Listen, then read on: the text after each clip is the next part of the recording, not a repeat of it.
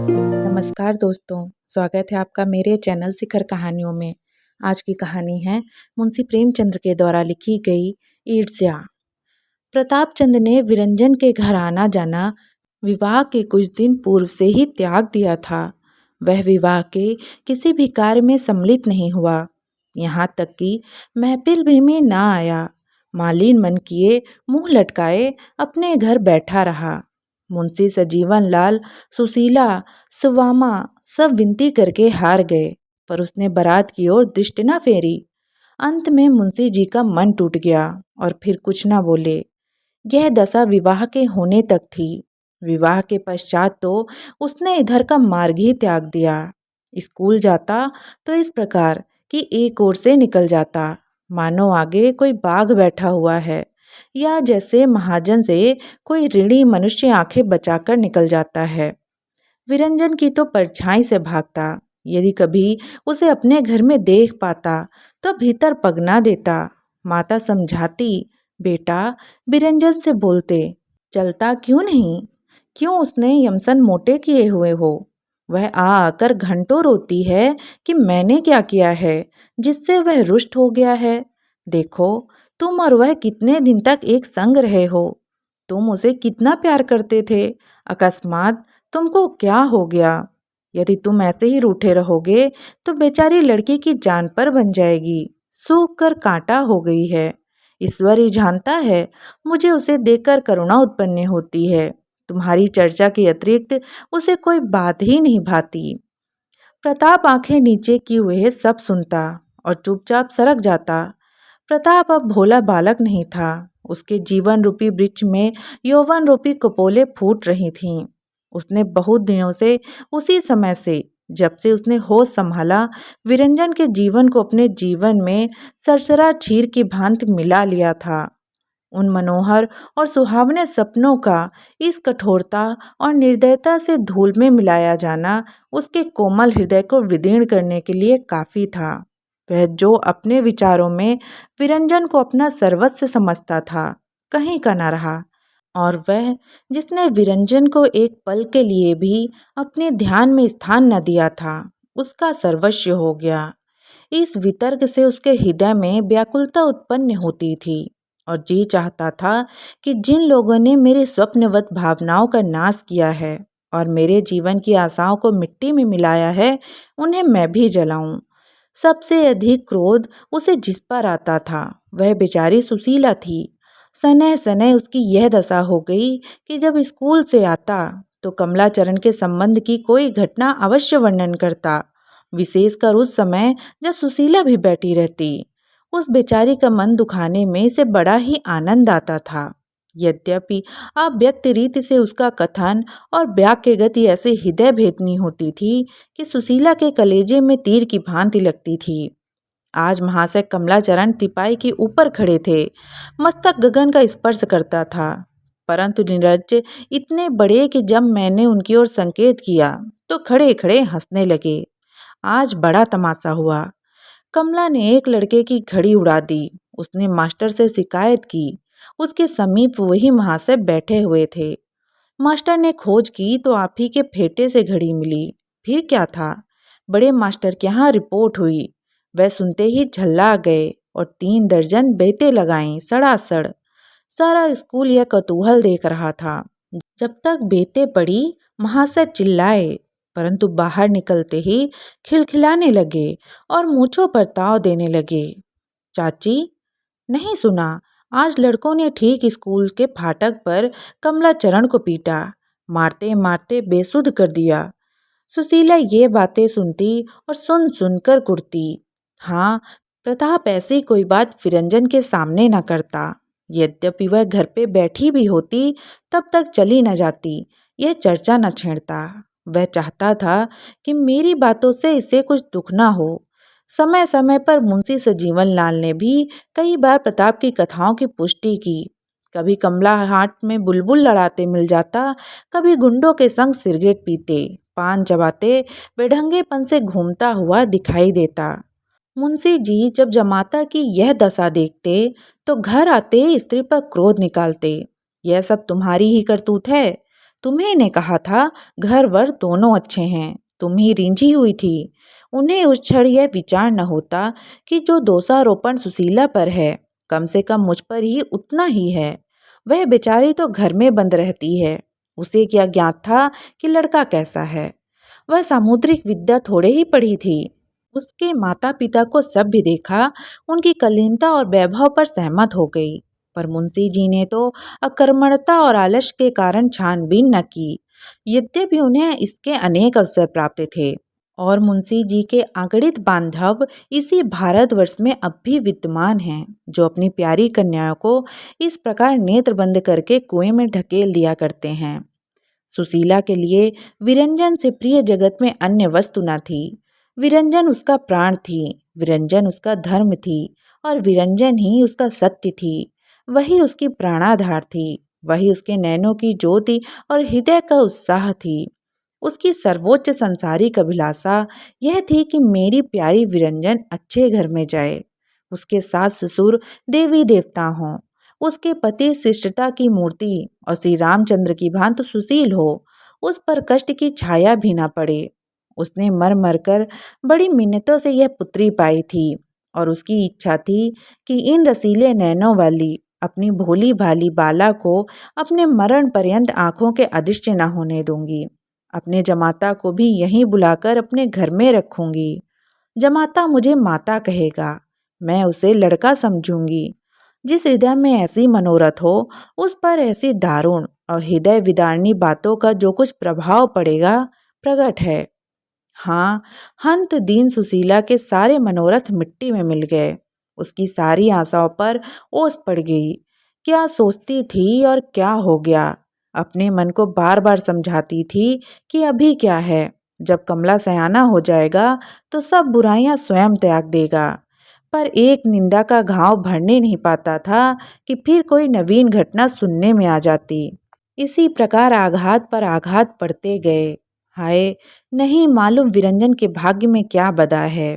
क्या यह गुण की मूर्ति, मेरे घर की दीप्ति, मेरे शरीर का प्राण इसी दुकृष्ट मनुष्य के संग जीवन व्यतीत करेगी?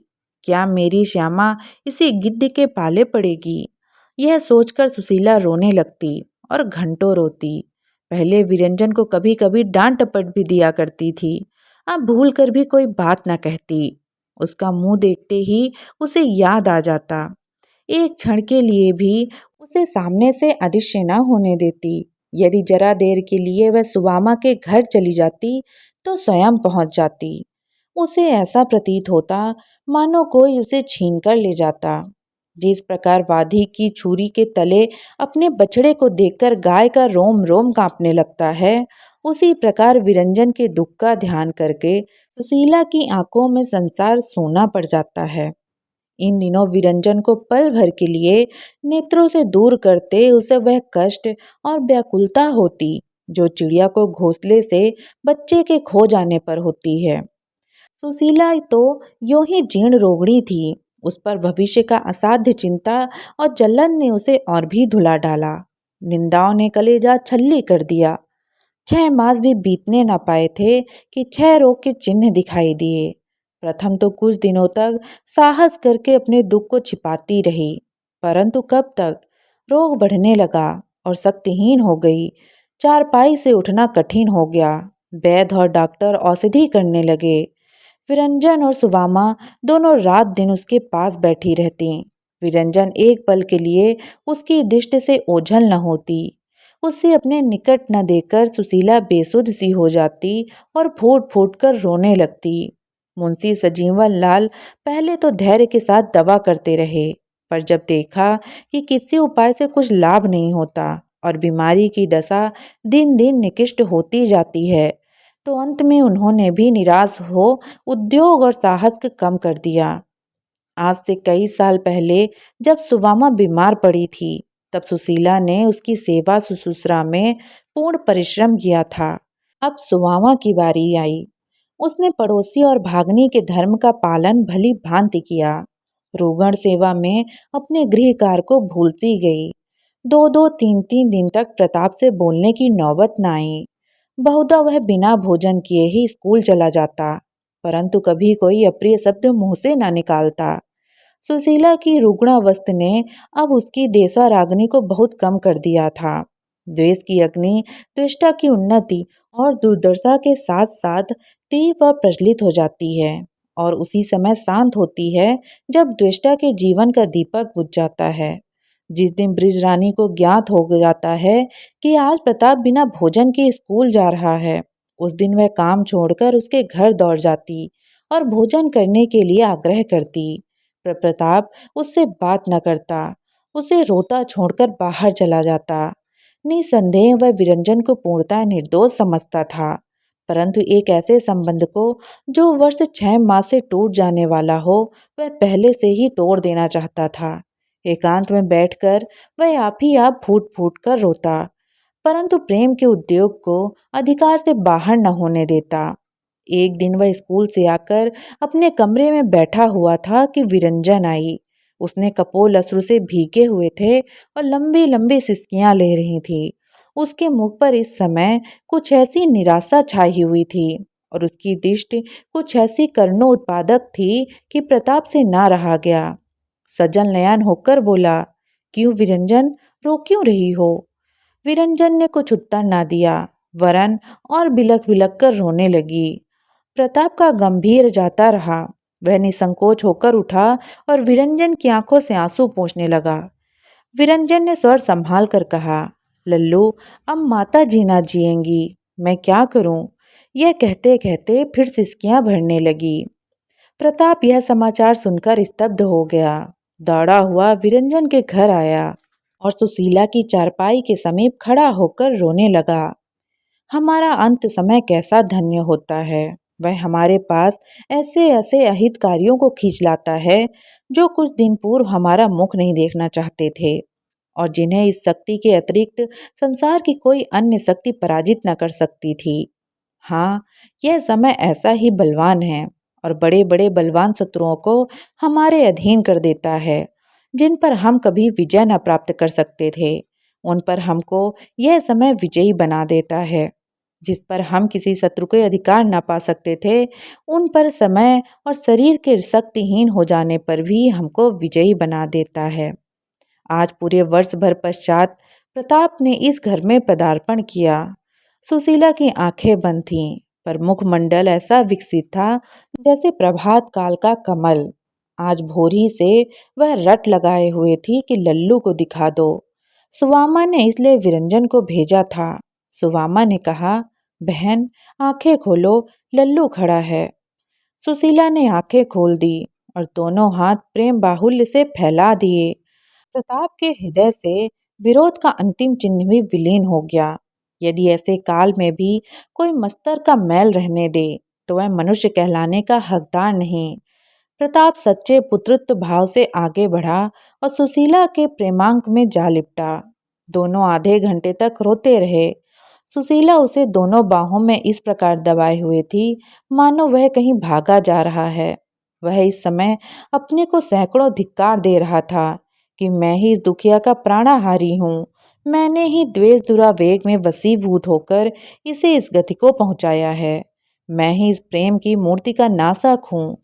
ज्यों ज्यों यह भावना उसके मन में उठती, उसकी आंखों से आंसू बहते। निदान सुशीला बोली, लल्लू, अब मैं 2-1 दिन की और मेहमान हूँ। मेरा जो कुछ कहा सुना हो, क्षमा करो। प्रताप का स्वर उसके वश में न था, इसलिए उसने कुछ उत्तर न दिया। सुशीला फिर बोली, ना जाने क्यों तुम मुझसे रुष्ट हो। तुम हमारे घर नहीं आते, हमसे बोलते नहीं। जी तुम्हें प्यार करने को तरस तरस कर रह जाता है, पर तुम मेरी तनिक भी सुध नहीं लेते। बताओ, अपनी दुखिया चाची से क्यों रुष्ट हो? ईश्वर जानता है, मैं तुमको सदा अपना लड़का समझती रही। तुम्हें देखकर मेरी छाती फूल उठती थी। यह कहते कहते निर्बलता के कारण उसकी बोली धीमी हो गई, जैसे क्षितिज के अथाह विस्तर में उड़ने वाले पक्षी की बोली प्रतिक्षण मध्यम होती जाती है। यहाँ तक कि उसके शब्द भी ध्यान मात्र शेष रह जाता है। इसी प्रकार सुशीला की बोली धीमी होते होते केवल साय साय रह गई। तो दोस्तों, कैसी लगी आपको ये कहानी? कमेंट करके ज़रूर बताइएगा और मेरे साथ जुड़े रहने के लिए सब्सक्राइब करिएगा मेरे यूट्यूब चैनल को। धन्यवाद।